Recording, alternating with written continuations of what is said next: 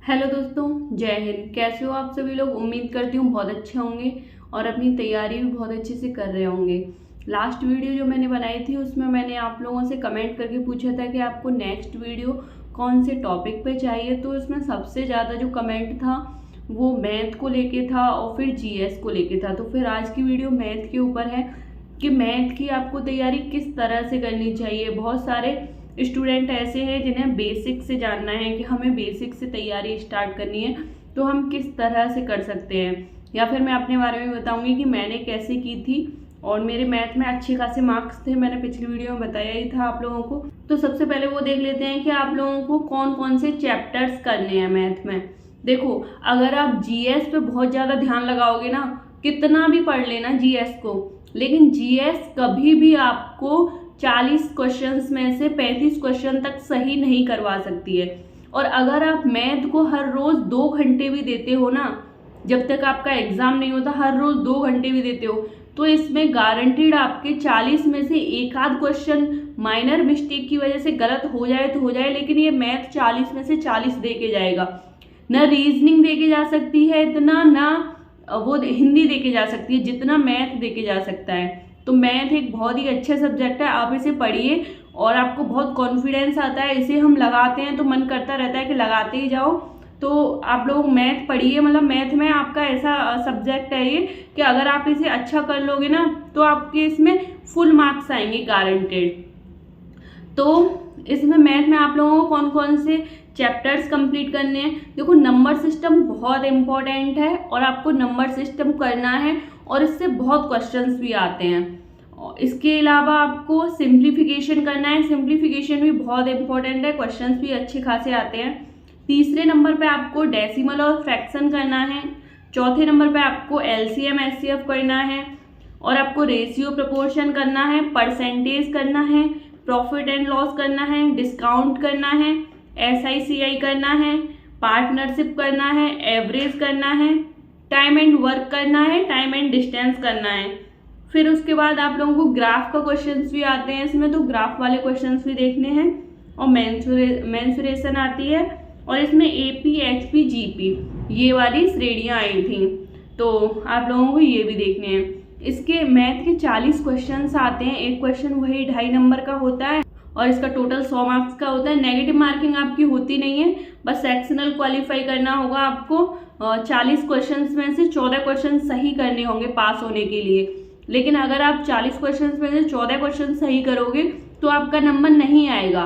40 question में से अगर आप 20 क्वेश्चन भी सही करोगे तो भी आपका नंबर नहीं आएगा। आपका किसी भी एग्जाम में नंबर आने के लिए मैथ बहुत ज़्यादा इम्पोर्टेंट है। अगर आप इसमें 20 क्वेश्चंस का गैप दे के चल रहे हो ना, तो जीएस आप पढ़ रहे हो, दूसरा बच्चा भी पढ़ रहा है, हिंदी आप पढ़ रहे हो, दूसरा बच्चा भी पढ़ रहा है, रीजनिंग आप पढ़ रहे हो, दूसरा बच्चा भी पढ़ रहा है, लेकिन मैथ का ये गैप आप 20 क्वेश्चंस का कैसे भरोगे। तो आपको इसमें मैथ अच्छा खासा करना है, अच्छा खासा मतलब बहुत अच्छा करना है आप लोगों को इसमें मैथ। तो देखो, 2 टाइप के स्टूडेंट होंगे। एक वो होंगे जो पहले से तैयारी कर रहे होंगे, जो एवरेज होंगे, जिन्होंने अपना सिलेबस कंप्लीट कर लिया होगा। एक थोड़े से वो होंगे जो अभी अभी स्टार्ट कर रहे हैं, जिन्हें अभी मैथ का कुछ नहीं पता, जिन्होंने अभी एक भी बार सिलेबस भी कंप्लीट नहीं किया है, कुछ नहीं किया है। तो एक तो वो होंगे जिन्होंने अपना सिलेबस कंप्लीट कर लिया, दूसरे वो होंगे जिन्होंने अपना सिलेबस कंप्लीट नहीं किया है। और कुछ स्टूडेंट ऐसे होंगे जो जब टीचर क्वेश्चंस कराता होगा तब तो क्वेश्चंस आते हैं, लेकिन बाद में हम वो क्वेश्चंस सॉल्व नहीं कर पाते हैं। कुछ स्टूडेंट ऐसे होंगे जिन्होंने कई बार सिलेबस कंप्लीट कर लिया होगा, लेकिन फिर भी कोई मैथ के क्वेश्चंस आ जाते हैं तो वो नहीं कर पाते हैं। तो ये सब है। तो ये जो पहले उन बच्चों का बता दूं जो एवरेज हैं, जिन्होंने सिलेबस कंप्लीट कर लिया है, जिनके पास मैथ के नोट्स हैं और जिनके पास बुक भी है। तो वो स्टूडेंट, ये सब चीज़ें होती हैं जब टीचर्स क्वेश्चन सॉल्व कराते हैं तब हम कर लेते हैं, बाद में नहीं कर पाते। आपकी प्रैक्टिस की कमी की वजह से होती है। आप ना टीचर से कितना भी पढ़ लेना, जब तक आप खुद नहीं पढ़ोगे ना तब तक कुछ नहीं होगा। टीचर से अगर आप 2 घंटे पढ़ रहे हो ना, तो उसमें आप ये मत ऐड किया करो कि मतलब ये मैं पढ़ रहा हूँ, ये इसे ऑनलाइन स्टडी को अलग रखा करो। जो आप सेल्फ स्टडी कर रहे हो ना उसे जोड़ा करो, हाँ मैंने 2 घंटे पढ़ा है। हाँ मैंने 3 घंटे पढ़ा है, अगर 3 घंटे पढ़ रहे हो तो जो आप ऑनलाइन वो करते हो, ऑनलाइन क्लास लेते हो, उसे आप अपनी स्टडी में नहीं जोड़ सकते, क्योंकि उसमें आप इतने एक्टिव नहीं होते हैं। उसमें आप बस टीचर सॉल्व करते हैं, आप बस देखते हो। तो ये बस इसी वजह से होता है क्योंकि आप लोग मतलब इसमें इन्वॉल्व नहीं होते हैं। तो ये जिन भी बच्चों के साथ वो हो रहा है कि टीचर क्वेश्चंस कराते हैं तब हम कर लेते हैं, बाद में नहीं कर पाते, तो उनकी बस प्रैक्टिस की कमी है। आप चाहे यूट्यूब पे 1000 वीडियो देख लेना, लाख वीडियो देख लेना, मैथ कैसे अच्छा करें, मैथ कैसे अच्छा करें, अगर आपने अपना पूरा सिलेबस कंप्लीट कर लिया है, अगर आपके पास अच्छे खासे मैथ के नोट्स हैं और अगर आपके पास मैथ की बुक है और फिर भी अगर आप नहीं कर पा रहे हो, तो ये बस आपकी प्रैक्टिस की वजह से है। कितनी भी वीडियो देख लेना, वीडियो देखने से कुछ नहीं होगा। इसके बाद कोई और भी मैथ की वीडियो आ रही होगी, वो भी देख लेना। जिस दिन आप अपना मैथ के लिए प्रैक्टिस करना स्टार्ट कर दोगे ना, टीचर जब क्वेश्चंस कराते हैं उसके जस्ट बाद आप उन सारे क्वेश्चंस को, 10 क्वेश्चन हो जाएंगे एक क्लास में, 20 क्वेश्चन हो जाएंगे, साथ की साथ करो। 2 घंटे की क्लास को आप बाद में 15 से 20 मिनट में वो हो जाएंगे। अगले दिन करोगे 10 मिनट भी नहीं लगेंगे, फिर अगले दिन करोगे 5 मिनट भी नहीं लगेंगे। तो आपको वो क्वेश्चन सॉल्व करने होंगे, खुद से सॉल्व करने होंगे। पहले दिन आप लोगों के पास 1 दिन की क्लास होगी, फिर 2 दिन की होगी, फिर धीरे धीरे बढ़ता जाएगा। लेकिन आप पीछे का छोड़ भी सकते हो, जैसे कि 8 दिन का एक ही दिन रिवाइज कर लिया, फिर अगले 8 दिन का एक ही दिन रिवाइज कर लिया, बहुत जल्दी हो जाता है। तो ये आपकी बस प्रैक्टिस चाहिए। जिन लोगों के साथ ऐसा हो रहा है उनकी बस प्रैक्टिस की कमी है। आप जितना अधिक से अधिक हो सकता है प्रैक्टिस करिए। और दूसरे टाइप के वो स्टूडेंट हैं जिन्होंने अभी पढ़ाई शुरू नहीं की है, तो उनके लिए सबसे पहले मैं बता दूं, अगर आप लोग को अपना मैथ अच्छा करना है, सबसे पहले आपको 20 तक, कम से कम 20 तक आपको टेबल याद होने चाहिए, बहुत अच्छे से याद होने चाहिए। क्योंकि अगर आपको ये याद नहीं होंगे तो आप कैलकुलेशन जल्दी नहीं कर पाएंगे। और आजकल का जो पैटर्न आ रहा है उसमें कॉन्सेप्ट पता होता है बच्चे को, लेकिन कैलकुलेशन में फंस जाता है, इस तरह का आ रहा है। तो आपको 20 तक टेबल याद करने होंगे। मैं ये भी बताऊंगी कि आप ये कैसे याद कर सकते हैं। आपको ऐसे बच्चों की तरह रटना नहीं है, बहुत इजीली हो जाएगा। तो आपको 20 तक टेबल याद करने होंगे, 20 तक आपको क्यूब याद करने होंगे, और कम से कम आपको 50 तक स्क्वायर याद करने होंगे। बहुत इजीली हो जाएगा। आप बस क्या करिए कि मैथ पढ़ने बैठ रहे हैं, इससे पहले आप अपनी रफ नोटबुक लीजिए और उसमें बस आपको लिखने हैं। पहले दिन आप देख के भी लिख सकते हो, थोड़ा सा दिमाग पर जोर लगाना है, लेकिन लिखने हैं। जैसे कि आपको 20 तक टेबल लिखने हैं, 10, 12, 14, 15 तक तो सबको याद ही होते हैं। जो 1-2 टेबल आपको याद नहीं हो, 19 का, 18 का, 17 का, जो भी जिनको है बहुत अच्छी बात है, जिनको नहीं है उनके लिए बता रही हूँ। सबसे पहले आपको बस लिखना है, मतलब अपनी रफ नोटबुक लीजिए। पहले दिन आप देख के भी लिख सकते हो, लेकिन जब ये 10वें या 15वें दिन होगा तो आप खुद से बिना देखे ही लिख रहे होंगे। और ये ऐसा मत करना कि हाँ हो गया, अब हम तो बिना देखे लिख सकते हैं। अब फिर 5 मिनट लगते हैं। आप बस पढ़ाई स्टार्ट करने से पहले 20 तक अपना टेबल लिखिए, और 25 तक भी कर सकते हैं, लेकिन मैं मिनिमम बता रही हूँ 20 तक तो करिए ही करिए। इसके बाद आपको ऐसे ही क्यूब भी लिखने हैं और स्क्वायर भी लिखने हैं। तो आप बस रोज पढ़ाई स्टार्ट करने से पहले अगर आप इन्हें लिखेंगे तो आपको बहुत जल्दी, आप 1 महीने में ही अपने अंदर फर्क देखोगे और आपकी कैलकुलेशन भी बहुत फास्ट हो जाएगी। तो सबसे पहले आपको ये करना होगा। उसके बाद बहुत सारे लोगों का ये भी कमेंट है कि मैथ के लिए बुक इम्पोर्टेंट है क्या, या फिर कौन सी बुक लें। देखो मेरे पास बहुत स्टार्टिंग में बुक थी, बाद में मैंने उसमें से नहीं किया था। मैंने जो सर से पढ़ा था, जो क्लास नोट्स थे, उन्हीं से हो गया था।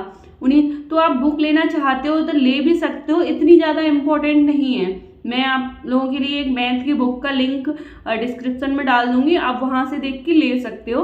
बाकी का आप एक मतलब टीचर से जो अच्छा सा पढ़ाते हो, मैंने अभिनय सर से पढ़ा था, आप उनसे भी पढ़ सकते हैं। बाकी का आपको जो भी टीचर का समझ में आता हो, जो थोड़ा सा अच्छा हो, जो थोड़े सही तरीके से बताता हो, या फिर जिसका पढ़ाया हुआ एग्ज़ाम में आ जाए, है ना, तो ऐसे किसी भी टीचर से आप पढ़िए और आप उसके प्रॉपर नोट्स बनाइए। 2 नोटबुक भरेंगी, 4 भरेंगी, 6 भरेंगी, कोई मैटर नहीं करता। बस आप एक बार सिलेबस कंप्लीट कर लीजिए, पूरा नोट्स बनाइए उसके।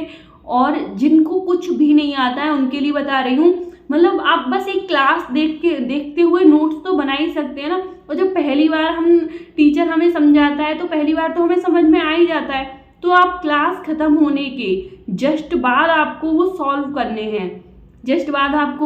करने हैं, फिर आपको वो दूसरे दिन सॉल्व करने हैं, फिर तीसरे दिन सॉल्व करने हैं, आपको एक क्लास के 3 दिन तक सॉल्व करने हैं, उसके बाद आपको 8 दिन बाद सॉल्व करने हैं। ऐसे ऐसे 3 दिन के हो जाएं, फिर 3 दिन के इकट्ठे 8 दिन बाद सॉल्व करिए, फिर ये 3 दिन के इकट्ठे ये आप करिए 15 दिन बाद। ऐसे ऐसे आप करेंगे ना तो आपका मैथ इतना अच्छा हो जाएगा।